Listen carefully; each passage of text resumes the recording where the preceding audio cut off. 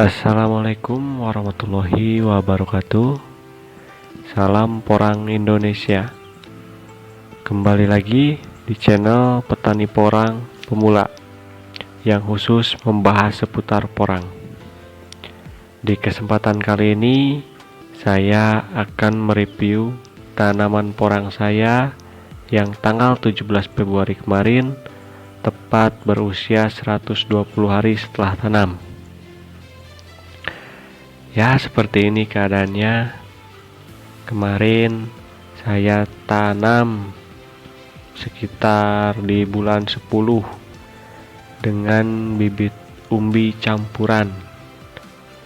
Ada yang 1 kilo isi 1 biji, tapi jumlahnya sedikit, paling hanya 1 atau 2 biji saja. Ada yang sekilo isi 2 atau 3, dan ada yang sekilo isi 20 sampai 30 biji, dan bahkan ada yang jumlahnya 50 sampai 70 butir per kilogramnya. Pokoknya campur lah. Dan khusus untuk petakan yang ini dan yang di bawah tadi itu saya tanami dengan bibit khusus yang besar-besar. Yang paling kecil yang 1 kilo isi 3 biji. Untuk petakan yang lainnya semuanya campur.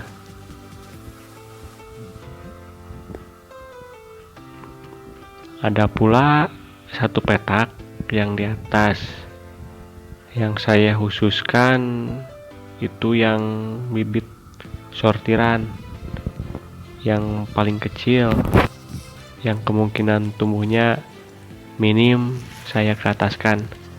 Nanti kita akan lihat juga. Jadi untuk perkembangannya di umur 120 hari setelah tanam ini, khusus untuk yang bibit kecil ukuran 20 sampai 70 butir itu sudah hampir seluruhnya memasuki tunas kedua, dan ada sebagian juga yang sudah muncul tunas ketiga. Ini artinya peregenerasian tanaman porang ini berjalan dengan baik. Alhamdulillah kawan. Di usia tanaman yang sekarang ini, saya sudah melakukan pemupukan sebanyak 2 kali. Yang pertama, pupuk dasar. Saya melakukan pemupukan itu di saat penanaman. Dan pupuk yang saya gunakan itu adalah kotoran kambing. Namun tidak sempat saya fermentasi dikarenakan pupuk yang saya pakai sudah 1 tahun saya simpan.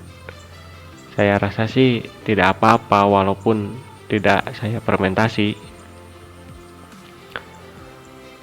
Memang untuk tanaman porang ini, untuk pupuk dasar diwajibkan menggunakan kompos. Untuk pemupukan selanjutnya juga sih, kalau ada lebih baik menggunakan kompos, karena di samping kompos itu berguna untuk memberikan nutrisi pada tanaman, kompos sendiri berfungsi untuk memperbaiki tanah, apalagi yang tadinya sering diberikan pupuk kimia. Oh iya kawan, selain dari bibit umbi, ada khusus 2 bedengan yang saya kasih bibit katak juga. Dikarenakan tadinya bibit umbi itu kurang, akhirnya khusus yang 2 bedeng ini saya tanami dengan katak yang sangat kecil sekali, katak apiran lah, yang 1 kilo sekitar isi 700 bijian. Tapi ya melihat perkembangannya sekarang saya rasa cukup lumayan.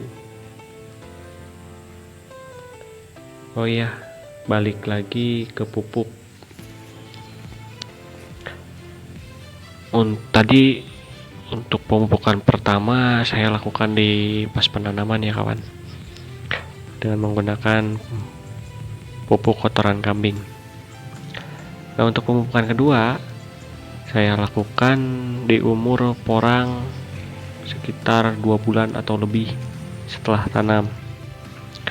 Pupuk yang saya gunakan yaitu pupuk organik dari Petroganik dan ditambah dengan kimia sedikit. Kenapa saya memakai kimia? Ya, tujuannya untuk mempercepat penyerapan nutrisi yang ada di dalam pupuk itu sendiri. Untuk luas lahan saya perkirakan sekitar 700 atau 800 meter persegi kawan.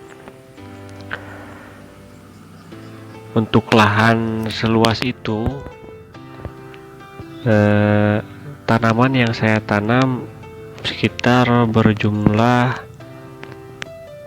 1.700-an batang, kurang lebih 1.700.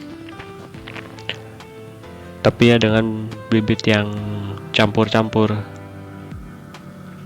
Kalau banyak yang ukuran besar sih kayaknya nggak bakalan masuk segitu.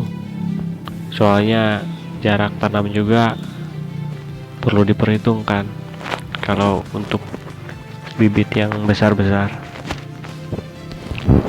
Untuk lahan ini yang tadinya lahan bekas sawah kawan, namun sawah yang tak ada hujan, yang setahun cuma 1 kali tanam dikarenakan tidak adanya pengairan yang cukup. Untuk di lahan yang hampir full tanpa naungan seperti ini, yang paling agak susah dalam perawatan itu ya paling cuma rumput. Rumputnya luar biasa kawan, cepat sekali tumbuhnya. Apalagi ya yang di lahan bekas sawah seperti ini. Selain porangnya yang subur, ya rumputnya juga subur. Tapi ya untuk penanaman dan pemeliharaan yang secara intensif,